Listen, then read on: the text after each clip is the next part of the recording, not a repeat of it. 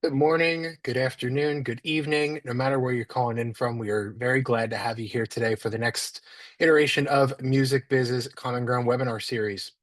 My name is Henrik Bick. I'm with the communications team here at Music Biz. Glad to welcome you to today's session. Before we kick things off, I just have a couple of quick housekeeping notes.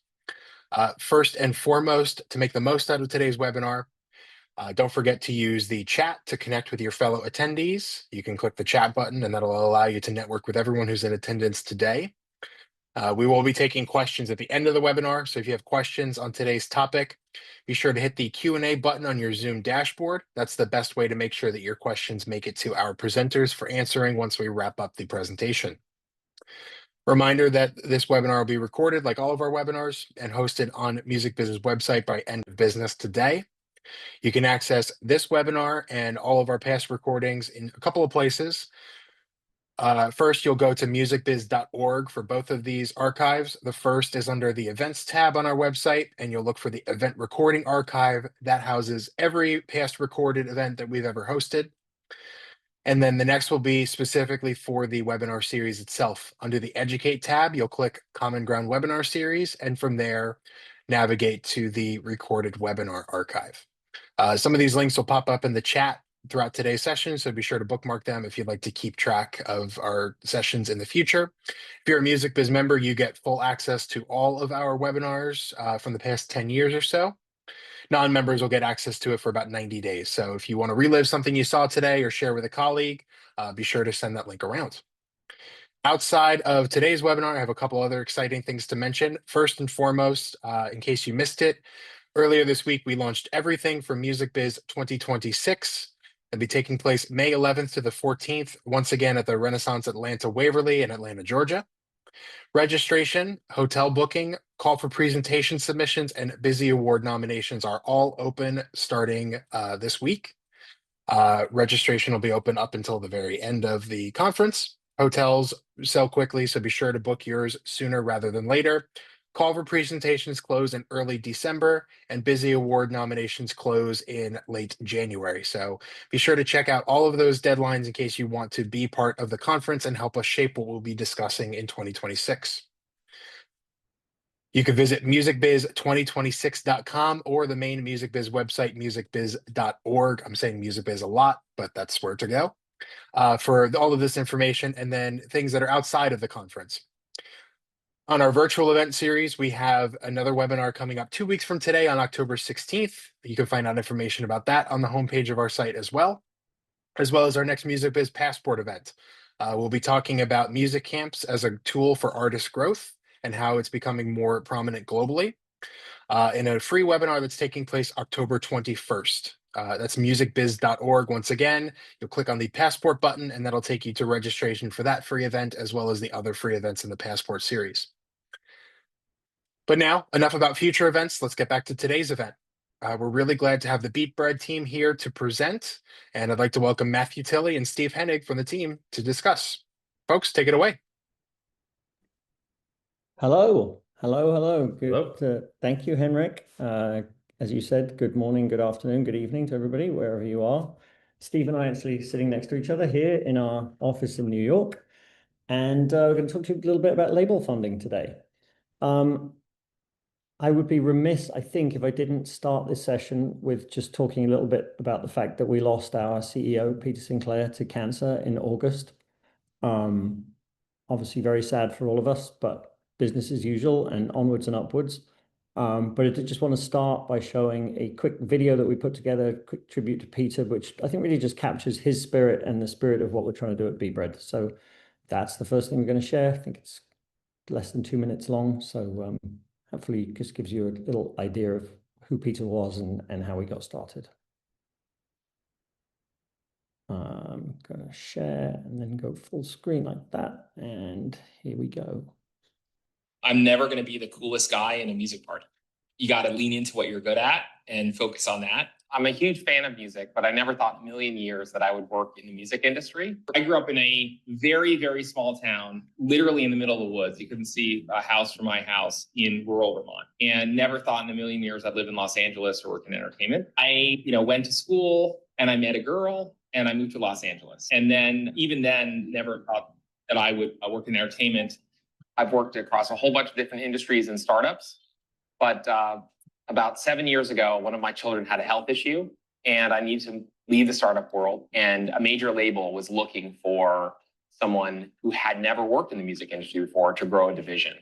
And it was sort of a happy accident that I found the music industry and the music industry found me. I still feel like I'm not quite a music industry guy, even though I've been at it for 10 years now. Our vision for beatBread is that we will become the largest funder of music in the music industry. There's an artist who lives in Montana, or lived in Montana, 19 years old, very small streaming profile, went to our site and didn't qualify for more than $3,500 for an advance, but took the advance, took a bet on himself, and moved to Nashville. And this person did not come from family wealth, and literally could not have afforded travel to Nashville, put down a deposit on an apartment and just start their quest. Honestly, that I find more inspiring than the Ellie story. It doesn't affect our bottom line as much, but that's fundamentally what we're trying to do, is empower artists and independent labels with choice and transparency. Whether that's with our capital or someone else's is beside the point. And that's sort of how we tend to view the world and what we think we're good at. So there we go. That was Peter. Again, not trying to bring the mood down, but it would have been remiss, I think, just not to remember him for a second. And hopefully that gives you a flavor of who he was and how passionate about what we're trying to do he was. So to sort of pick up on the story and elaborate a little bit more before we get into the details, Peter was at Universal Music from 2016 to 2020, I think maybe 2015 to 2020. And as an outsider in the music business, any of you who've been in the music business for a while will not be shocked, but as an outsider, he was quite shocked at how many of the artists signed there didn't want to use the services he was selling. So he was working in the consumer engagement division, running in the consumer engagement division. He was offering artists e-com stores and VIP programs and to build their websites and to run their CRM for them. And lots of them, as he put it, were angry at him before he even walked in the room. And lots of people did take up those services, by the way. But lots of artists weren't interested. And so he talked to the label heads and try and get coaching on how he could, get more uptake. And one of the guys at Republic said to him, look, if it helps put this in context, a lot of these artists don't use the label's core services either. They have their own PR person, they have their own digital person, they have their own marketing team, whatever it was. Peter said, probably this was the moment that beatBread came to be in his mind. He said, are we just a check? He was at Universal at the time. Are we just a check to some of these artists? And the guy at Republic sort of gave him a wry smile, like, oh, you've just figured this out. And so that was sort of the light bulb moment where he thought, well, if some artists only sign to a major label to get a check, but they give up, we all know what they give up, right? They give up ownership of their music for life. They give up 80% of the income. They give up all these things that they have to give up. He thought there must be a better way to do this, right? And so Peter was at McKinsey early in his career, after he'd been at Harvard Law and before he went on to work for several other startups, by the way, but he's a very smart guy.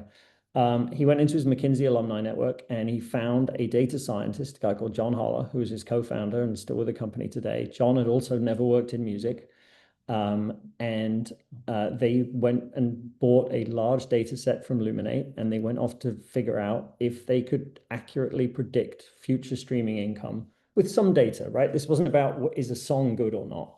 This was about a song that's been out for at least 6 months. So there's some streaming data, an artist that has some social data. Let's look at all those things and can we predict future streaming? This was 2019.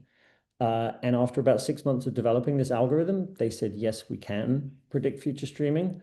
Fast forward, I'll sort of spare all the steps that we went through from there. But at this point, we've made advances to almost 1,600 artists and labels. We've advanced somewhere between 90 and $100 million at this point. We just closed our Series A fundraising a few months ago. You may have seen that announcement. And if you're into data science and if you're into predicting streams, and if you think that's interesting or sexy, the stat that we really like is that if you look at the income our data science predicted would come in each month from the advances that we've made, and you compare that to the amount of money that actually comes in every month, they're within 2 or 3% of each other. That apparently is the best prediction rate in the industry. And when we were fundraising for our Series A, we had lots of big financial institutions come and look at us and look at our track record and tell us, you predict streaming better than anybody else. And why is that good? That's good because the deals we offer, A, can be better and more fair because of what the streams are going to do. And secondly, I think we're not giving people more than they can pay back, right? If we think that this deal is like going to last for 5 years, there's a 95% chance that it will within a month or two. So data science is the heart of what we do. It's not cool. It's not, well, some people think it's cool and sexy. I don't think it, I was at Labels for 20 years, so I don't think data science is particularly cool or sexy, but I think the way that we've adapted it to use it in the music business is kind of cool and sexy. So that's just sort of the backstory, the history. That's how we got here. I think now I'm passing over to Steve, who's going to talk a little bit specifically about our label for, sorry. Oh, okay, the bit I missed. We started off saying, oh, we can do this for artists. We pretty quickly realized that, well, if you can predict the streams for an individual artist, you can predict the streams for a label as well, right? And we actually predict, if we're looking at a label for funding, we actually look at every single track in their catalog. And then the algorithm makes a prediction about how every single track is going to behave. And then we aggregate that, and that's how we come up with the offer. So that's how we started. We started with artist funding. We've moved into label funding as well. It's all based on data science. And I'm going to pass you over to Steve to talk a little bit more about that. Great.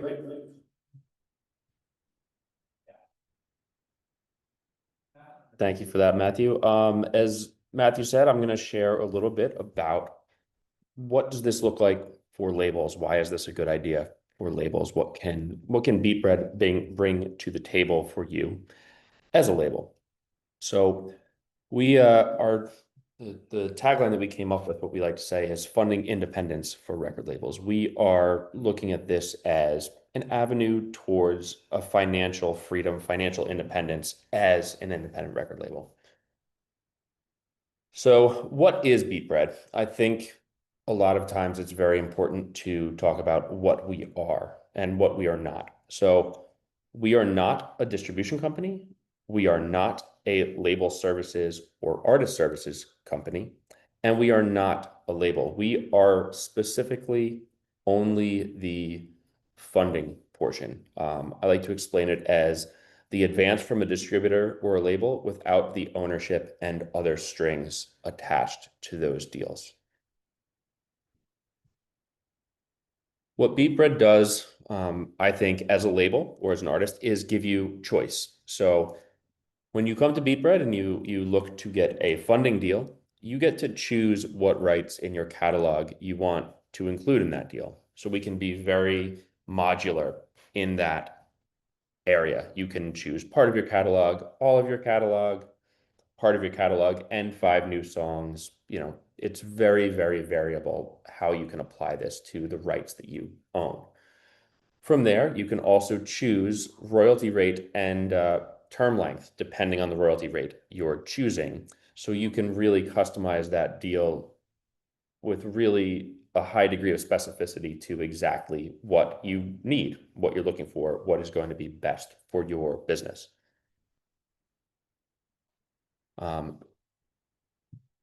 I think what the funding options from beatBread gives you is control. And this goes back to what I said about none of the strings attached to a distribution or a label deal. So you can really use these funds in any way that you see fit, where with a distribution deal or a label deal, you are really tied to oftentimes using their services, using their publicist, using their digital marketing people, using their digital marketing tools. But whether or not you're using those, you're still paying them off as part of your deal with them. So beatBread allows you to control that aspect of your business. You can use the funding that you get from beatBread in any way that you see fit. So it could be for cash flow and liquidity. It could be for general operating expenses, operating your business day in and day out. Maybe it's something that you're looking to help you fund and market a new release, from recording to marketing, mixing, mastering. You can use it to sign new artists in certain instances. And again, to kind of reiterate, it really allows you to decouple that advance from, if you're a label, your distributor, or if you're an artist, your label. You can still go and make a deal with that distributor or that label. But what this does is allow you to not need to take their funding. So it gives you more autonomy and control over how you operate. Little bit here about some of the labels that we have worked with in the past, and I think what they see as the benefits to this model that it's definitely a little more unique.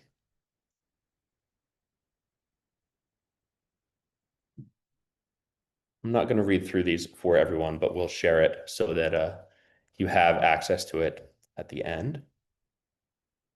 I would like to point out the bottom left of your screen. So from Dan Englander at King Underground, because we're going to play a little bit of a video from him and his experience with working with beatBread. Okay, I'll pass it back to Matthew for that. All right. Thanks, Steve. Good. Hopefully this double act is working for you guys and the switching isn't too jarring. We've been practicing, but obviously for a one-off performance, we can't be that slick. Anyway, so I would like to just go into a little bit more detail about what Steve was saying in terms of your choices. So I'm going to show you the part of our sort of online process that we call final checkout, where somebody gets to choose their deal. We can also send, by the way, reams of PDFs of grids of different choices if you read across and read down. But this is sort of a distillation of that. Let me pull it up so you see what I'm talking about. So this is actually for an artist, an individual artist, but you'd see exactly the same thing for a label. So a bunch of choices you get to make. The first choice is, do you want to stay on your current distributor or switch distributors? We're actually about to add several more distributors into our partner network here. The advantage there is distributors will bid more on deals than we will because they're interested in getting the market share. They're interested in collecting their distribution fee. But in general, we have artists and labels on 30 or 40 different distributors at this point. So we can pretty much work with most distributors you might already be on. But that's the first choice. Do you want to stay in your current distributor or do you want to switch? Second choice you get to make is this just a deal for the catalog? And by the way, it might be for a part of the catalog or all of the catalog. But then do you want to add some funds in for the next new release by your biggest artist or third biggest artist or whatever that is? Those are options as well. Those are things we can discuss as we go through these things. But then the next choice you get to make is whether you want to keep from here some of your income before recoupment.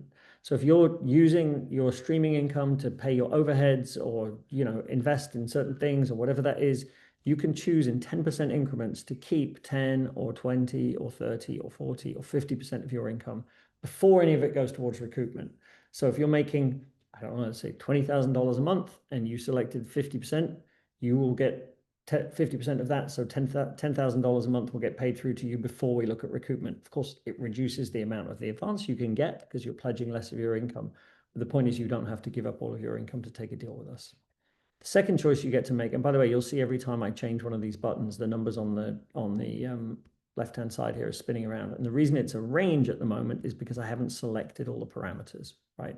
Second choice you get to make is what recoupment rate do you want to use? See, the recoupment rate describes of every dollar that's earned, what percentage goes towards paying back the advance and what percentage we're keeping. So on this 88% deal, 88% of the money is going towards paying back the advance. We're keeping only 12% of it. So you can choose the 88% deal, and by the way, these numbers will vary depending on the risk that we see and the type of catalog it is and the various different parameters that the algorithm sees, but a big range of choices. I'll get to post-recoupment turn in a second, but I'm just going to set this at 0% at 0 years for now. So you'll see on a 88% deal, this particular artist could get $57,000, and we're predicting that's going to recoup somewhere between 1 and 1.1 years. If I go to the other end of the scale and pick the 48% recoupment rate, you'll see that they would get a whopping $239,000. We're predicting that's going to recoup somewhere between 7.3 and 8.4 years. The post-recoupment term is a way of adding a tail onto the deal. And in that case, there's going to be a recoupment period. And when recoupment ends, we're then going to carry on collecting a small share And that could be, so you're getting 90% or 80%, but let's say you're getting 90%. So for 2 years, we'd collect an additional 10%. This is just a way of giving more money into the deal by just giving us a little extra piece that carries on as a tail after the recoupment happens. There's a lot on this screen, guys. There's a lot of complexity. If we get into talking to one of you about a deal, we'll obviously take time to explain everything and walk you through it. So don't get too hung up on the details here. What I'm trying to show is we have a lot of choice, and a lot of it's been automated, and the algorithms does its work, and the predictions are there, and there's a lot of choice, but not a lot of negotiation, right? Generally, it's want more money, pick a different deal structure. So we're not a place to come and haggle. We're not a place where there's a lot of uncertainty and a lot of push and pull to try and get what you're looking for. We give you a lot of choices, and you hopefully get to make the one that makes the most sense for you. And we can help you with that, which leads me neatly onto our recently developed deal comparison tool, which Steve is now going to show you. So I'm going to click a few buttons, which I'll stop sharing and disappear, and Steve's up.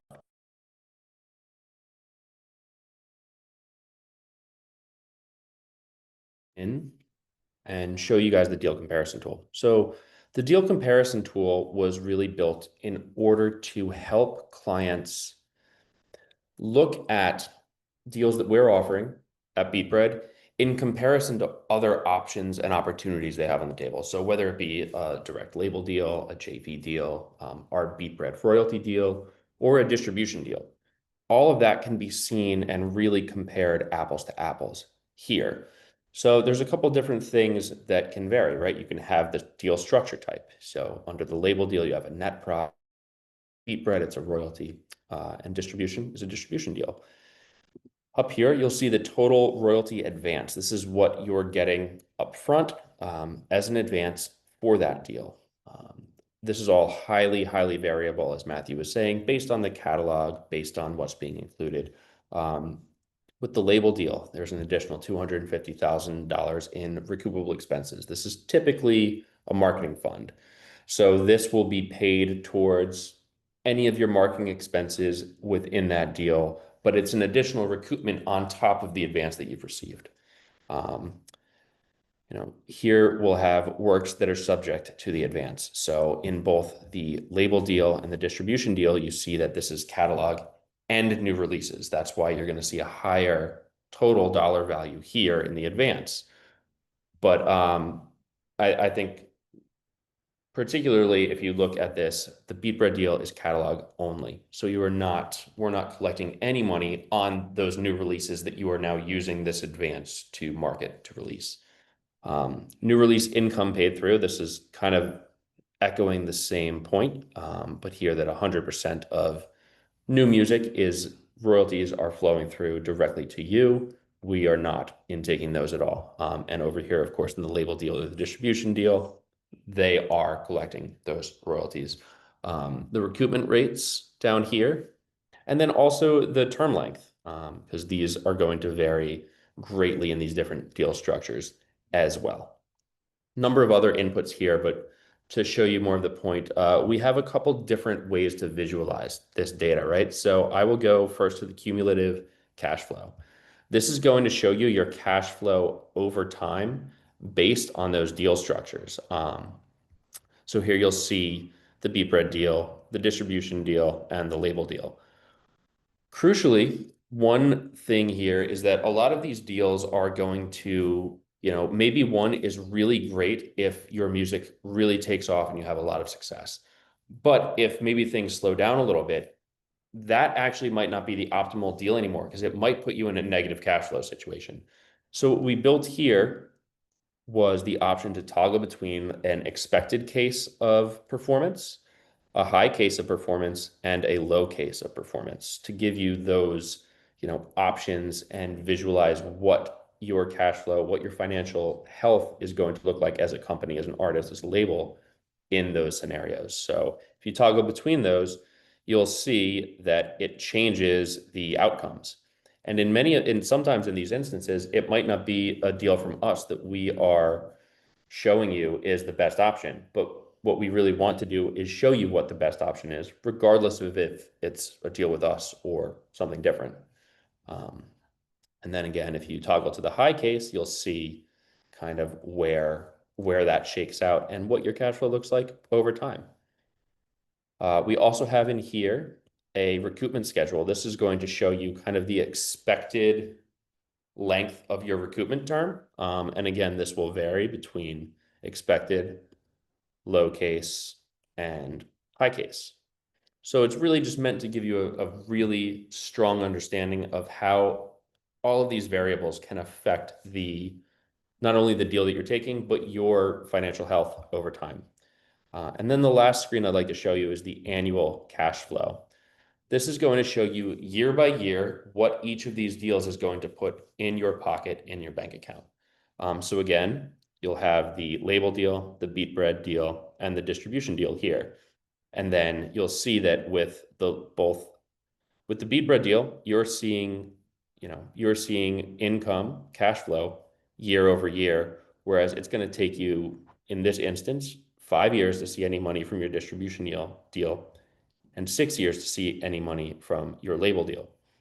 Now, once again, as you toggle between the low, expected, and high case scenarios, that will change the outputs as well. So again, all of this is really meant to give you the power of information so you can make the best choices for you, for your company, for your artists, for your label.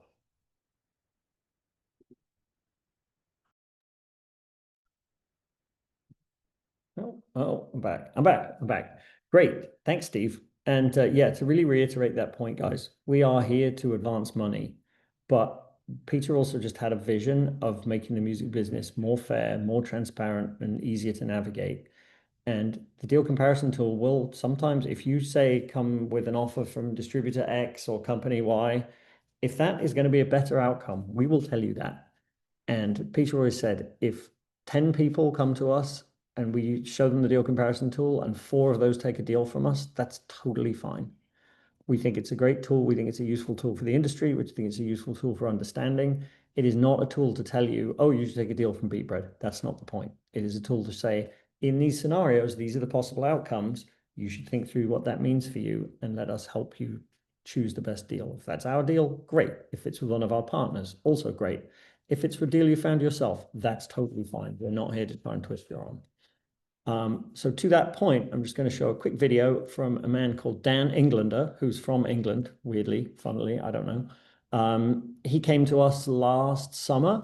He had offers from 2 distributors. They were both on paper quite substantially more money than we could afford to give him. But we sort of created the deal comparison tool, or a very early version of it based in Excel and PowerPoint, to show Dan that's cool, but look what happens if your new music underperforms in X years. You could be in an unfortunate situation. Dan ended up taking a deal from one of our partners, not directly from us, but that's good because we're obviously in the mix there. And he very kindly was in LA recently and recorded a little video for us, which I'm going to show you now about his experience. So that is here. Here we go. My name is Dan Englander, and I run a label called King Underground.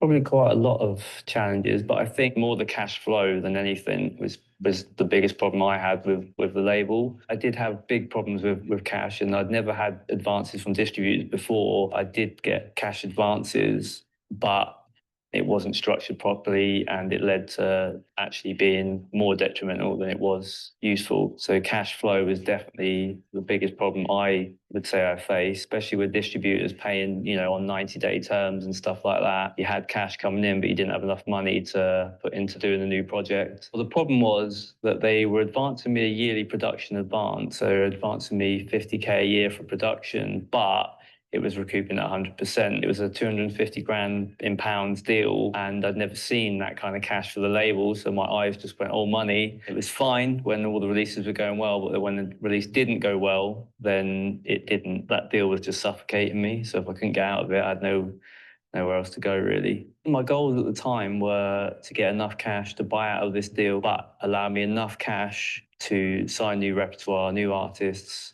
pay myself, and have enough overheads for the label. So the main benefits of the deal comparison tool I would say was the visual aspect of it, being able to see visually, you know, how long your money's going to last compared to the other offers. There were multiple offers through beatBread compared with the ones I already had. So just visually seeing it made such a difference, and just visually seeing that in 10 years' time, with this offer, I'm going to have no cash. With this offer, I'm going to have 400 grand more in the account. Like, I had offers for better cash deals, but they were exclusive on everything. So actually it seemed better, but it wasn't better. And that, again, is why the deal comparison tool was great. It showed me that you might have more cash in the bank now, but in 6 years' time, you're going to be minus that much cash. This has been the best thing of the funding. It's given me the opportunity to not have to, based on fear, go out and try and sign new artists just to get cash flow going. It's given me the opportunity to be patient, to sign the right artists and do the right deals, because I have cash in the bank. My artist royalties are covered through the flow through. So that's a short-term goal, is to really, you know, build up some repertoire, but not have to rush into it.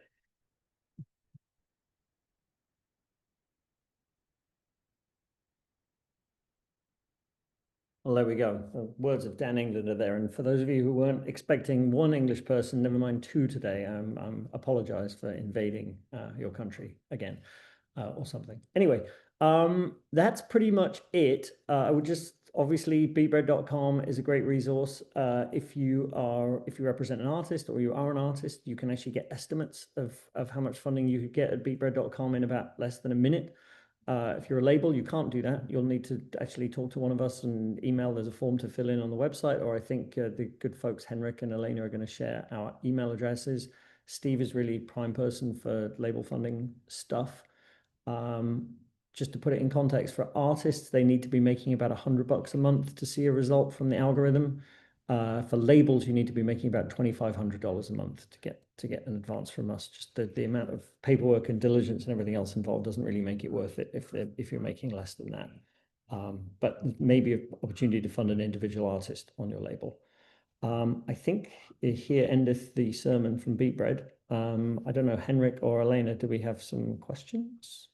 We do, and I just want to say first and foremost, thank you, Matthew. Thank you, Steve, for taking time to talk through beatBread and all the options and the exciting deal comparison tool today.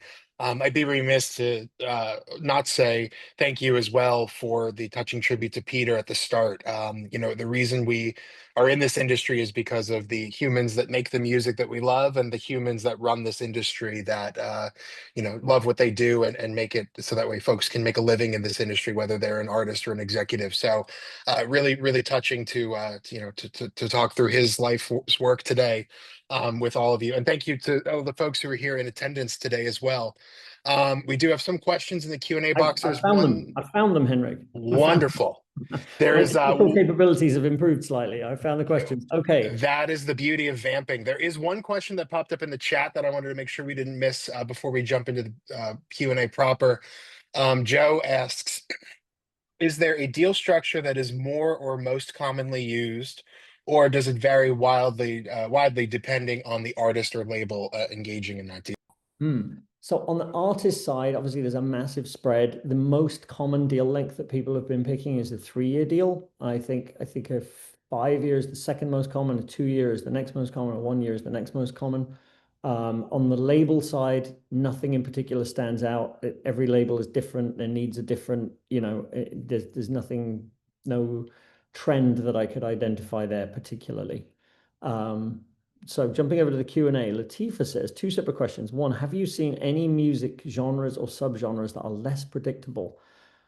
I don't think we have, Latifa. I also wish there was a data scientist here. We have a fleet of data scientists. They're based in St. George, Utah, and they spend days and days obsessing over the inputs to the algorithm and whether it's more Spotify data or it's more social data or it's more Luminate data and all these different feeds that go into it. They may have an answer to that question. I'm going to actually go and try and find out, and if I can find out, Latifa, I'll get back to you. But and then second question from Latifa is, what are some of the highest earning genres and slowest growing genres? Wow, I mean, highest earning genre is pop for sure, right?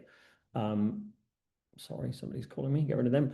Highest earning genre is pop. Obviously, there's a lot of hip hop in the US, and hip hop's probably our most commonly funded genre.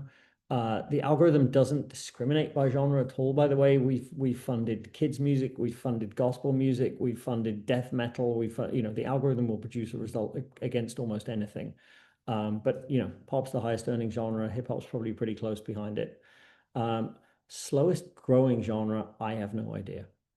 Steve, any opinion? No opinion on that. I don't think it's, that's not something that what we do at beatBread would really factor into.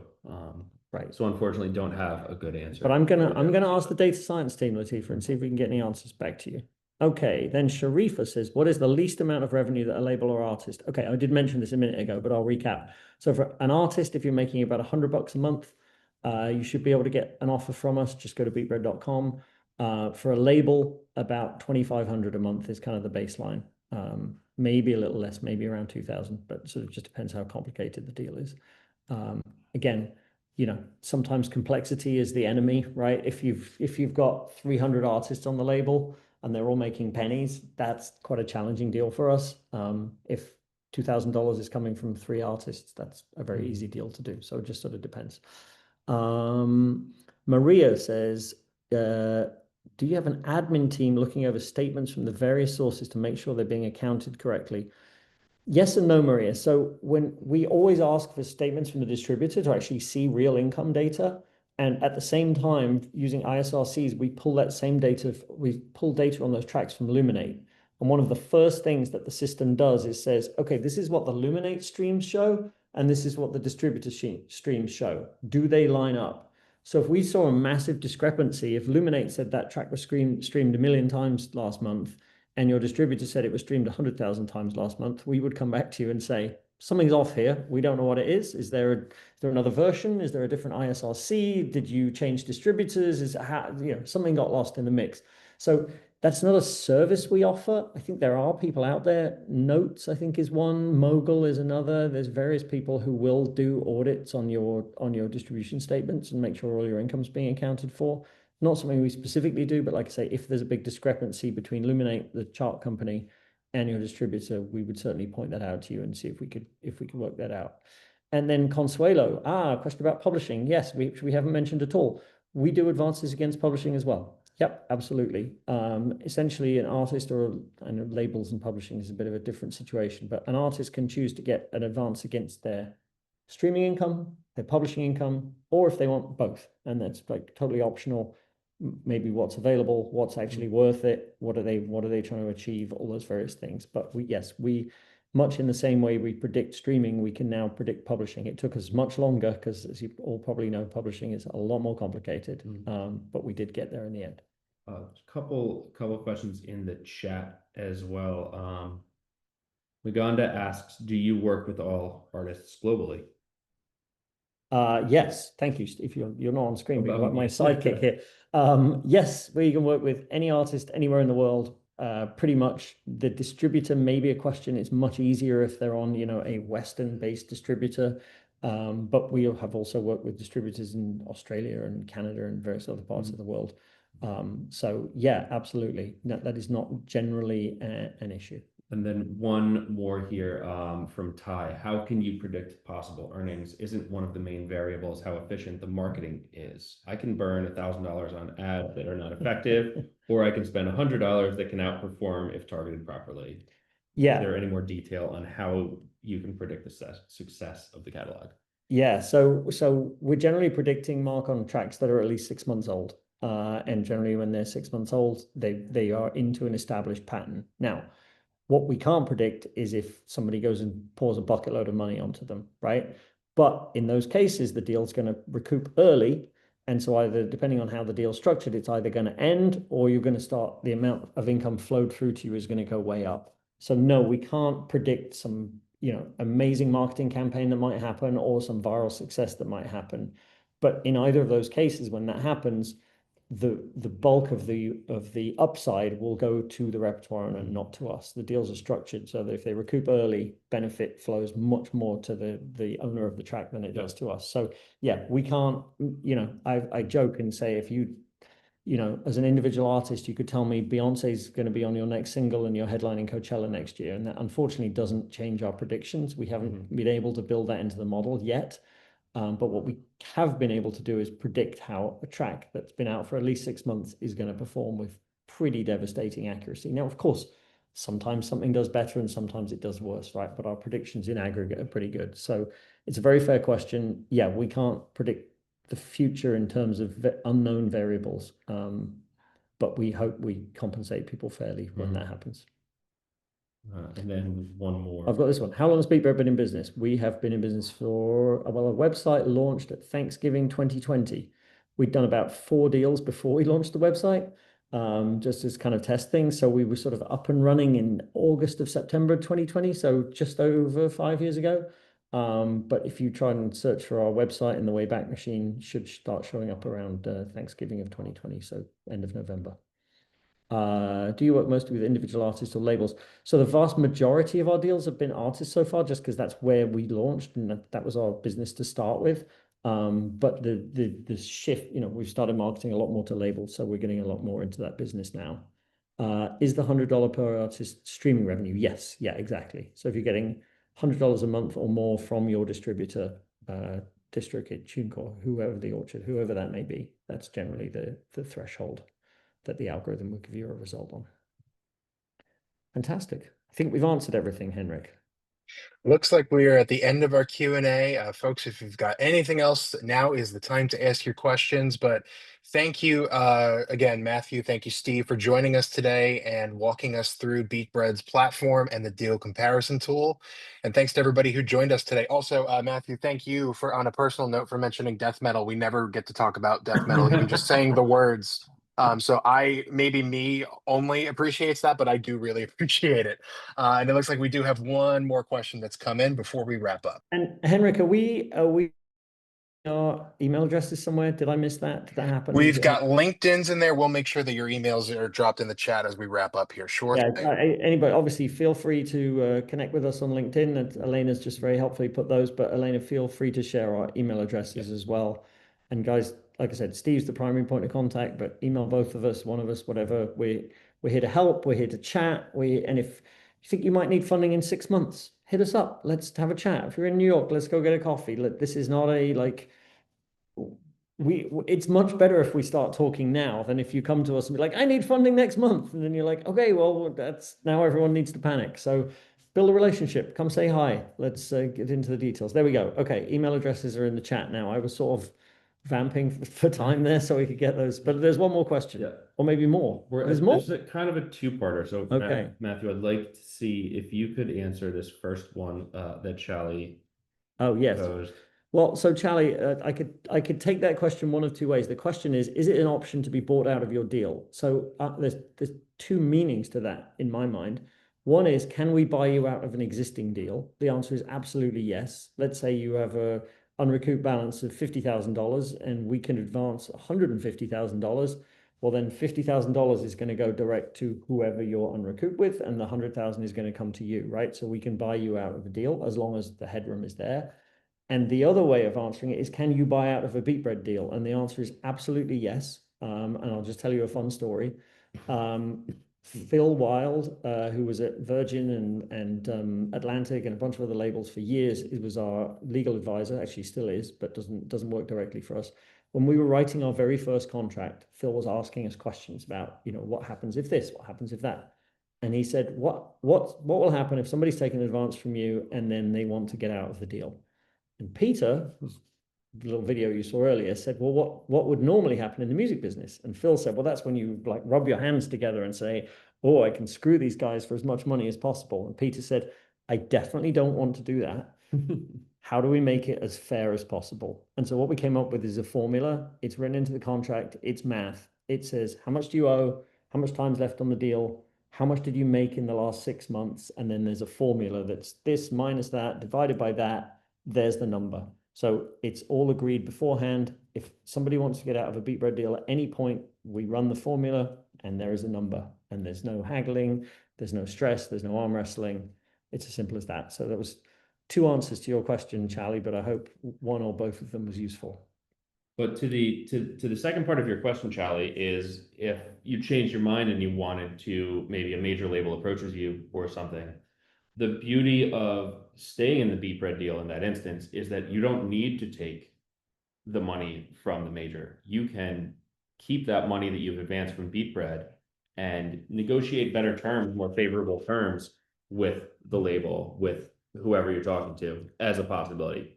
As Matthew said, you can definitely buy out of the deal with beatBread and take that deal from the major, but as an option, you can also either refinance with beatBread and keep that financing separate from your label deal, which gives you more leverage, more autonomy, more control in that deal that you're signing with them.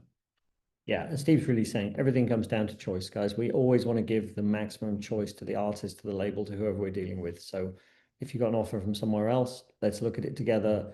Do you want to take it and just buy out of the deal on pure math? Do you want to refinance with us? Do you want to go talk to one of our partners that we have set up that might be able to offer you even more?